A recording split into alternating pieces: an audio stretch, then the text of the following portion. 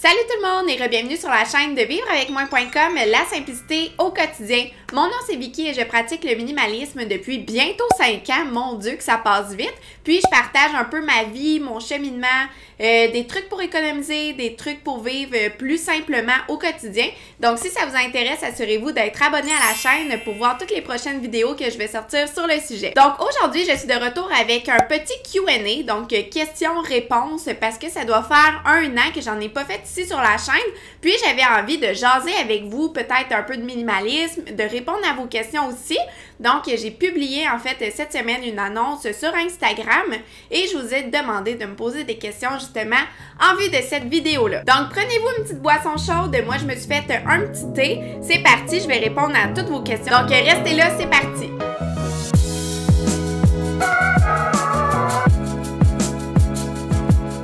Donc, pour commencer, il y a une question qui est revenue assez souvent et ça vient de Suzanne GSLV. Est-ce que parfois, il te pogne des rages de vouloir dépenser? Donc là, il faut savoir que, tu sais, j'ai fait un cheminement, j'ai comme évolué aussi au travers de tout ça et qu'avant, j'étais une surconsommatrice. Donc, avant, toutes les semaines, j'avais des rages de dépenser, j'allais magasiner, j'allais en ligne, etc. Puis je dépensais mon argent sans compter. Et d'ailleurs, c'est ce qui m'a mené à une situation d'endettement et qui m'a amené après ça vers la pratique du style de vie du minimalisme. Donc aujourd'hui, à l'heure actuelle, est-ce qu'il m'arrive d'avoir des rages de vouloir dépenser? Et la réponse, c'est oui. Ces espèces de pulsions-là, ça m'arrive quelques fois par année. Je vous dirais que c'est souvent lors des changements de saison. C'est là que ça arrive le plus souvent. Et pour moi, c'est surtout particulièrement à l'habillement, aux vêtements, etc. Lorsque les saisons changent, lorsque tout change, en fait, c'est là que j'ai vraiment comme plus que j'ai comme vraiment une pulsion intérieure qui fait en sorte que j'ai comme une petite voix qui me dit « Vicky, go, dépense, nanana ». Mais dans ces moments-là, j'essaie vraiment de me contrôler, j'essaie de me rappeler c'est quoi mes valeurs, c'est quoi mes objectifs de vie, etc. Et justement, je me pose des questions. Et des fois, ça fait en sorte que je ne cède pas à mes pulsions, mais il y a d'autres fois que c'est vraiment plus fort que moi. Faut savoir que je suis encore humaine, c'est normal. L'important, c'est de s'en rendre compte, de se poser des questions et essayer de faire mieux la prochaine fois. Ensuite, il y a Mel Baramba Tilly qui me demande « As-tu des recettes de produits maison type cosmétique? » Moi, personnellement, je ne fais pas mes cosmétiques maison. On dirait que c'est pas quelque chose qui m'attire personnellement. Par contre, il y a le blog québécois Les Trappeuses, qu'eux autres, ils ont comme des centaines de recettes de cosmétiques maison. Donc, si jamais ça vous intéresse, je vais mettre le lien dans la barre de description en dessous vers leur site web. Ensuite, il y a Clara Panamé qui me demande comment tu as fait pour te lancer à ton compte. Donc là, depuis juin 2019, je suis travailleur autonome. Et vraiment, le point clé pour moi qui a fait en sorte que j'ai réussi à faire ça, c'est que je me suis accumulé un fonds d'urgence assez important pour faire en sorte d'être capable en fait de subvenir à mes besoins si jamais il y avait un mois où je faisais moins d'argent. Puis ça en fait c'est vraiment ma sécurité, puis ça fait aussi en sorte que j'ai pas à angoisser par peur d'avoir un manque d'argent ou de ne pas avoir assez d'argent pour payer mon loyer, etc. Donc vraiment avoir un fonds d'urgence assez important lorsqu'on se lance en tant que travailleur autonome, moi je pense que c'est vraiment comme le truc clé qui va faire en sorte de nous assurer une certaine santé mentale. Donc, il y a S.Lamarche qui demande « Est-ce que tu crois que réduire le budget épicerie veut dire devoir manger moins sainement? » Et ça, honnêtement, je suis 100% d'accord avec ça parce que oui, c'est vrai, c'est un fait. Par contre, il y a quelques trucs ou quelques astuces pour faire en sorte de manger mieux, mais avec un petit budget, puis c'est de simplement magasiner les spéciaux à l'épicerie, d'acheter des produits, en fait, qui sont sur le bord d'être périmés, et d'acheter vraiment plus de légumes, tous ceux qui sont en spécial. Puis souvent, ces légumes-là, tu sais, ça va être les carottes, les patates, les pommes aussi dans les fruits. C'est vraiment un truc qui est pas cher, les bananes. Donc, c'est d'essayer de consommer beaucoup de légumes, beaucoup de fruits, mais de ceux qui coûtent le moins cher et qui sont le plus abordables. Ensuite, il y a Sylvie Badia 2 qui demande combien de temps il t'a fallu pour être minimaliste. Donc, il faut savoir que minimaliste, il n'y a comme pas de finalité, il n'y a pas de point, il n'y a pas de ligne d'arrivée. C'est vraiment un cheminement, puis c'est vraiment un cheminement qui est différent pour tout le monde selon nos valeurs, selon les raisons pourquoi on le pratique. Mais par contre, sur si je peux dire sur un terme de désencombrement, moi, ça m'a pris 1 année et demie avant de faire un désencombrement que je trouvais qui était satisfaisant pour moi. Donc, pendant 1 an et demi, j'ai fait du désencombrement, j'ai jeté plein d'affaires, j'ai vendu plein de trucs. Puis vers la fin de cette année et demie-là, c'était vraiment, je faisais mon sac de désencombrement chez moi, puis dès que je voyais quelque chose que j'aimais pas ou que je voulais plus, je le mettais dans ce sac-là. Mais moi, je pense que mon cheminement, ça a vraiment pris 1 année et demie. Puis après ça, j'ai simplement entretenu mon désencombrement, puis j'ai commencé à modifier en fait ma manière de consommer, ma manière de penser, ma manière de vivre au quotidien. Mais c'est vraiment un cheminement, là. Fait que tu sais, même encore aujourd'hui, 5 ans plus tard, je suis encore en évolution. Cette année, mon défi, c'est de faire plus attention aux déchets, donc d'essayer d'appliquer un peu plus le zéro déchet dans ma vie. Donc c'est vraiment comme un parcours en évolution, puis tout le monde fait vraiment selon ses valeurs, selon ce qu'il pense, etc. Donc il n'y a pas de point d'arrivée. Il y a Peggy Sue Zenidé qui demande « Tu as commencé ton processus minimaliste avec le blog ou le blog est venu après? » Donc moi, ça c'était au mois d'août. Au mois d'août 2015 ou 2014, en tout cas, il y a 5 ans. Puis, dans le fond, j'ai commencé l'été, j'ai eu une prise de conscience. Dans la même semaine, j'ai changé entièrement mon style de vie. Puis, je pense que dans le même mois, j'ai lancé le blog parce que je voulais vraiment documenter ce changement-là. Puis, je voulais vraiment partager, en fait, mon évolution, puis vraiment ma transformation avec les personnes à qui ça pouvait intéresser. Donc, vraiment, tout ce changement-là, ça s'est comme tout produit en même temps. Il y a Sonia Ferme-Erickson qui demande « Penses-tu acheter une maison un jour? » Et la réponse est oui. Et même que j'ai vraiment hâte depuis que je suis très petite. Je rêve du jour où je vais avoir ma propre maison.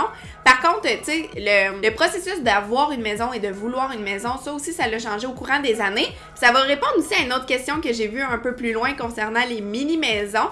Donc là, si on recule à il y a 2 ans, je voulais m'acheter une mini-maison. C'était vraiment mon projet, c'était vraiment ça que je voulais. Mais après, il a commencé à sortir beaucoup de vidéos sur YouTube, beaucoup de documentaires, beaucoup de reportages des personnes qui vivent en mini-maison et qui disent un peu les points négatifs de ça. Puis, il s'avère qu'il y en a quand même beaucoup. Je veux pas m'avancer là-dedans parce que je m'y connais pas du tout. Mais j'ai comme repensé ça. Puis, en vivant ici à Montréal, dans notre appartement, que c'est l'équivalent d'un 3,5, c'est quand même assez petit. On est 2 dedans.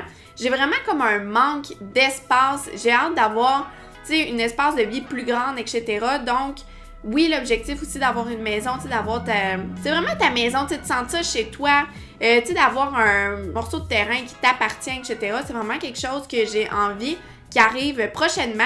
Mais trouver une maison, ça, c'est une autre histoire, surtout en étant à Montréal. Donc ça sera dans un prochain récit. Donc, il y a Rebecca Dimengo qui demande comment cuisiner sainement avec peu de temps et peu d'argent.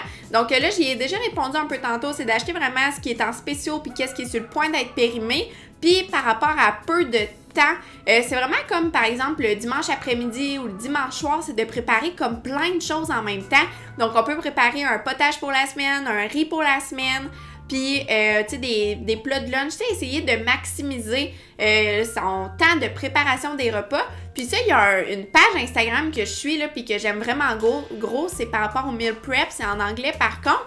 Je vais mettre le nom du compte ici, mais c'est vraiment inspirant, puis elle parle beaucoup de comment maximiser son temps, puis comment faire du meal prep pour pas cher, puis que ça demande pas beaucoup de temps dans la semaine, donc tu iras voir ça. C'est super intéressant.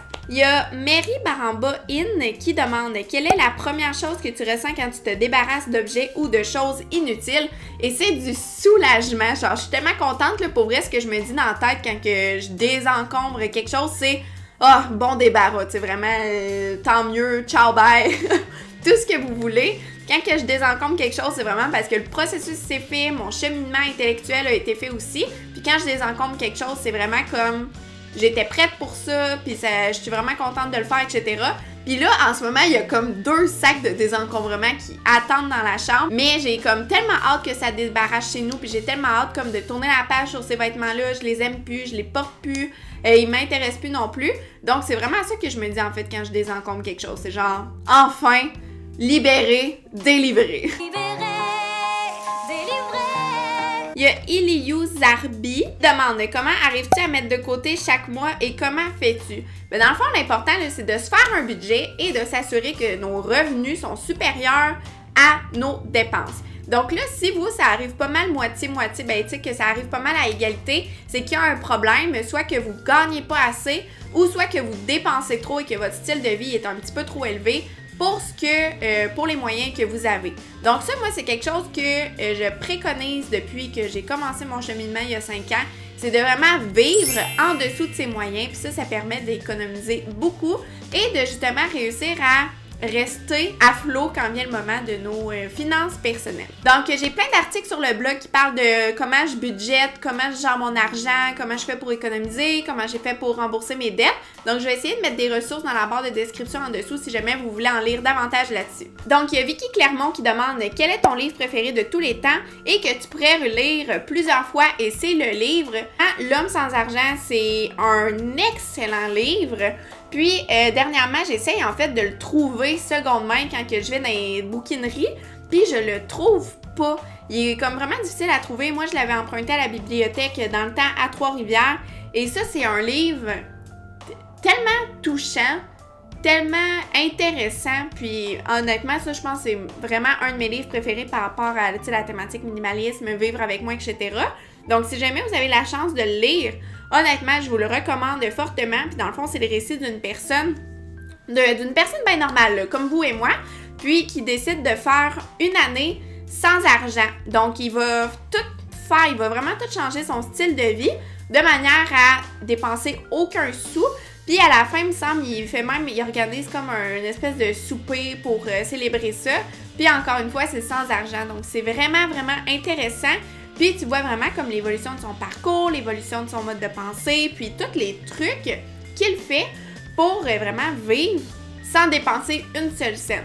Donc ça, quand on est dans un objectif d'économiser, honnêtement, ce livre-là, c'est comme un miracle. Fait que si jamais vous pouvez le lire, je vous le recommande. Puis bref, c'est une de mes lectures préférées. Vicky Clermont aussi demande, est-ce que tu as du mal à trouver des choses à désencombrer maintenant que tu es plus minimaliste? Et la réponse, c'est oui.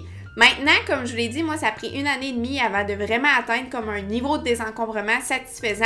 Puis là, maintenant, aujourd'hui, je juge que ce que j'ai comme meubles, biens et tout, juge que c'est un minimum confortable pour moi pour vivre. C'est un petit peu plus que ce que j'ai de besoin, mais je me sens bien avec ce niveau de possession-là. J'ai pas l'impression que les objets viennent m'envahir. Mais c'est sûr qu'il y a toujours place à l'amélioration. Aussi, cette année, un de mes défis, ça serait d'avoir 25% moins de vêtements, particulièrement dans mon tiroir. Puis aussi, j'ai beaucoup de chandelles aussi que j'ai fabriquées moi-même, mais c'est quand même des... Tu sais, j'en ai beaucoup pour moi. Puis maintenant, le désencombrement, il se fait vraiment à un rythme beaucoup plus lent. Avant, je remplissais un sac par mois. Là, maintenant, c'est comme un sac par 2-3 mois que je remplis de choses que je veux me départir. Donc, c'est vraiment un processus. Ça y va tranquillement, pas vite, puis... c'est en constante évolution. Sab329 qui demande comment tu trouves ton inspiration pour faire des repas santé et économiques. Et ça, c'est vraiment une bonne question. J'adore parler de bouffe à petit budget. Puis dans le fond, moi, mes repas, je les constitue d'une protéine, d'un féculent et d'un légume. Là, maintenant, depuis que je fais comme low carb, pas beaucoup de glucides, d'inspiration keto, ça ressemble plus à une protéine et des légumes. Mais quand que vraiment je vivais avec mes épiceries à 20$, je me fixais ces 3 choses-là, protéines, féculents, légumes. Puis, je regardais qu'est-ce que j'avais en fait dans mes armoires ou dans mon frigo, puis j'essayais de construire un repas à partir de ça. Puis, souvent, j'allais sur Pinterest, puis j'écrivais Meal to do with sausage ou repas à faire avec du riz, repas à faire avec une canne de tomates ou même dans Google. Puis, ça te sort vraiment plein d'idées d'inspiration, puis c'est vraiment de là que je partais pour faire mes repas. Il y a Marie-Claude Audet qui demande « Vas-tu refaire des vidéos sur la période de la Grande Dépression? » Et la réponse, c'est oui. Par contre, c'est quand même des vidéos qui sont un peu plus longues à faire parce que c'est beaucoup plus d'organisation. Tu sais, je dois m'informer, je dois cuisiner, des choses comme ça. Donc, ça demande pratiquement une journée entière juste pour le tournage. Donc, c'est sûr que je veux en faire plus, mais malheureusement, en ce moment, j'ai comme pas trop le temps, mais je vous promets que je vais revenir éventuellement avec une vidéo sur la Grande Dépression. Puis, si jamais vous voulez voir ces 2 vidéos-là, je vais les mettre aussi dans la barre de description en dessous pour que vous ayez les voir.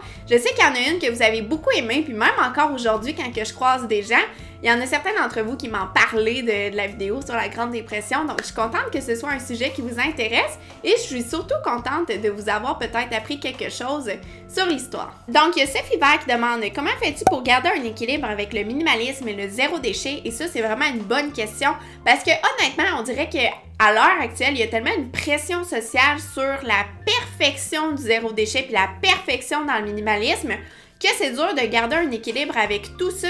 C'est quelque chose que je dois souvent remettre de l'avant sur le blog et tout parce que je me fais souvent pointer du doigt.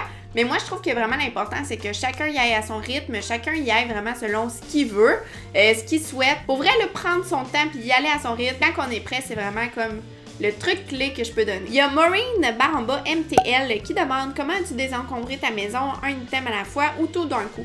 Donc là, au début, j'ai vraiment désencombré pièce par pièce, meuble par meuble. J'ai vraiment fait un très gros désencombrement. Puis ensuite, 1 mois et demi plus tard, j'ai refait un gros désencombrement. Et ensuite de ça, 2-3 mois plus tard, j'ai refait encore un gros désencombrement. Donc là, ça, c'était comme dans la première année. Plus que le temps avançait, plus que je réalisais qu'il y avait des choses que j'avais pas de besoin, plus que j'évoluais en tant que personne, puis que je me rendais compte que peut-être j'avais pas désencombré ça lors de la première séance de désencombrement, mais que là, j'étais due pour le désencombrer. Donc, c'est vraiment ça. Pièce par pièce, meuble par meuble. J'ai donné un gros coup au début. Puis là, maintenant, je fais tout simplement l'entretenir. Il y a Minnie et alors qui demande si tu avais le choix de vivre dans un autre pays, ce serait lequel? Puis elle dit, tu es pour moi un exemple. Bravo. En tout cas, merci à toi. C'est super gentil. Si je devais choisir dans un autre pays, en fait, dans une autre ville, c'est il y a 3 ans, 4 ans, on est allé en voyage à Amsterdam, puis je suis tellement tombée en amour avec cette ville-là. C'est tellement beau, les gens sont tellement beaux, ceux qui habitent là, sont tous très bien mis, sont tous sophistiqués, sont tous grands, sont tous blonds, je sais pas, on dirait que c'était vraiment une très belle place. Il y avait beaucoup l'aspect naturel, les gens ils se promenaient en vélo, tout le monde avait l'air heureux, tout le monde avait l'air détendu aussi. Donc moi je suis vraiment tombée en amour avec cette ville-là. Je pense pas qu'un jour je vais habiter Amsterdam, du moins je le souhaite profondément dans le fond de mon cœur. Mais ouais, si j'avais à choisir vraiment n'importe où dans le monde où ce que je pouvais habiter, certainement ce serait Amsterdam. Donc il y a Alicia Vitek qui demande comment arrives-tu à travailler de manière concentrée chez toi en étant travailleur autonome? Probablement. En fait, l'important, c'est que je me fais un horaire dans un Google Agenda. Puis j'ai fait une vidéo entière par rapport à ça si jamais vous voulez aller voir des trucs sur comment je m'organise en étant travailleur autonome. Donc, j'ai un agenda Google et je mets tous mes tâches qui sont liées au travail dans cet agenda-là. Et en semaine, je m'assure toujours de travailler environ de 8h à 5h. Puis ensuite de ça, tu sais, ça va varier d'une journée à l'autre. Ça dépend c'est quoi j'ai à faire, ça dépend si je suis fatiguée, si j'ai envie de prendre une pause, etc. Mais je m'assure de vraiment travailler durant les heures de bureau pour être sûre d'avancer mes choses et pour être sûre d'avoir rien à faire durant le week-end. Il y a Maude MNR qui demande quels sont tes objectifs d'épargne pour 2020 et même au plus long terme. Donc là, en ce moment, ma priorité, j'ai 2 priorités en ce moment. La première priorité, c'est vraiment d'avoir une bonne mise de fonds pour une maison ou pour un immeuble locatif. Donc ça, c'est vraiment ma première priorité. Donc j'essaie d'accumuler un certain montant pour l'été 2021 pour avoir une bonne mise de fonds pour la maison. Et ensuite, mon deuxième objectif cette année à court terme, c'est de ramasser une somme pour un voyage cet été. Donc ça aussi, c'est dans mes projets, c'est comme mes 2 priorités financières en ce moment. Mais c'est sûr qu'à côté de ça, je m'assure de ramasser des sous pour la retraite, je m'assure de ramasser des sous vraiment des mises à côté quand il va falloir que je remplace ma voiture, etc. Donc, tu sais, j'ai tout le temps plusieurs objectifs financiers. Il y en a des plus gros, il y en a des plus petits.